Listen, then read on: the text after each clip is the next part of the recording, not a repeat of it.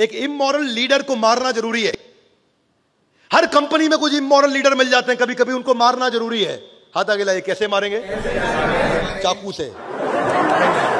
चाकू से नहीं, उनको मारने का तरीका क्या है? उनको बोले हमारे साथ जुड़े रहने के लिए बहुत बहुत धन्यवाद, दरवाजा है आपका, इंतजार कर रहे हैं, थैंक यू वेरी मच, आपकी जरूरत नहीं है। हाथ आगे लाइए। क्यों?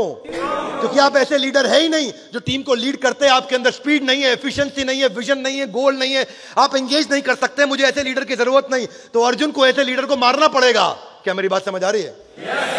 हाथ आगे लाइए। फिर प्रजा को दिक्कत होगी, यानी कि जो बाकी टीम मेंबर हैं उनके पास अगर लीडर नहीं तो उनको दिक्कत हो जाएगी। ऐसे ही परिवार में अगर पति नहीं, पिता नहीं, तो बाकी परिवार को दिक्कत होगी। तो अर्जुन ठीक तो कह रहे हैं कि गड़बड़ हो जाएगी, लेकिन अर्जुन यहां एक बात बड़ी कंसीडर करना भूल गए। हाथ आगे लाइए। वो क्या? अरे अर्जुन जब ये लड़ रहे हैं तो अर्जुन इस समय एमएनए का सबसे बड़ा प्रिंसिपल फॉलो कर रहे हैं। एमएनए क्या होता है? Mergers and acquisition. अर्जुन कौरवों की ऑर्गेनाइजेशन को एक्वायर करने जा रहे हैं। अर्जुन जीतने के बाद जितना कुरु वंश है वो युधिष्ठिर और अर्जुन के अंडर ही तो आने वाला है। सो कुल धर्म का नाश कैसे होता? अरे लीडर तो मैं खुद बनने वाला हूं जीतने के बाद, तो मैं डायरेक्शन दूंगा ना। और अर्जुन ये बात मिस कर रहे थे कि ये एमएनए का, मर्जर्स एंड एक्विजिशन का सबसे बड़ा एग्जांपल है। और अर्जुन को समझ नहीं आ रही थी उस समय, क्योंकि उन्होंने, भगवान ने इंटेलिजेंटली स्ट्रैटेजी चलाई थी ना।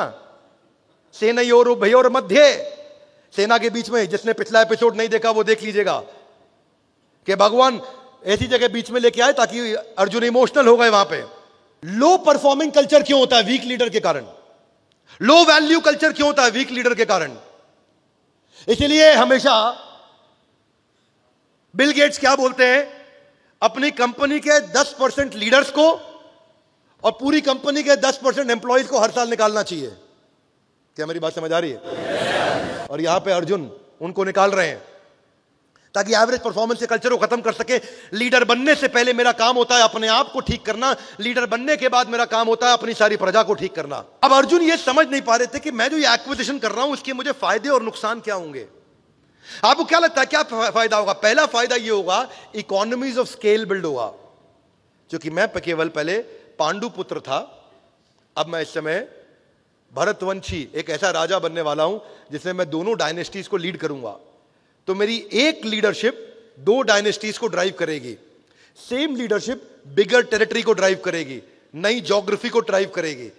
उसको ये समझना था कि मेरी अब प्रोडक्टिविटी और बढ़ेगी, मेरी मैन पावर की, मेरी उतनी मैन पावर अब ज्यादा एफिशिएंट काम कर पाएगी, दूर तक इंपैक्ट ला पाएगी, क्योंकि मेरे शेयर्ड रिसोर्सेज होंगे जो कौरवों को भी लीड करेंगे। क्या मेरी बात समझ आ रही है? वो युद्ध के बाद को ठीक से पूरा नहीं देख पा रहे थे। वो ये नहीं देख रहे थे कि मेरी फाइनेंशियल कैपेबिलिटी बढ़ेगी और मैं अपनी प्रजा को और अच्छा से देख पाऊंगा। हाथ आगे लाइए। कैसे? क्योंकि नए एसेट जो कौरवों के थे वो अब पांडवों के हो जाएंगे। क्या मेरी बात समझ आ रही है? वो ये नहीं समझ पा रहे थे कि मेरी टेक्निकल कॉम्पिटेंस बढ़ेगी, मेरे पास आर्म्स और एम्युनिशन एक्स्ट्रा आ जाएंगे। वो ये नहीं समझ पा रहे थे कि मैं अब यहां पे मेरी डोमेस्टिक मार्केट प्रेजेंस से एक इंटरनेशनल ग्लोबल प्रेजेंस हो जाएगी, क्योंकि कौरवों के सारे अलायंस भी अब मेरे हो जाएंगे। मेरी एक ऐसी गुडविल बढ़ेगी और एक स्पीड आएगी।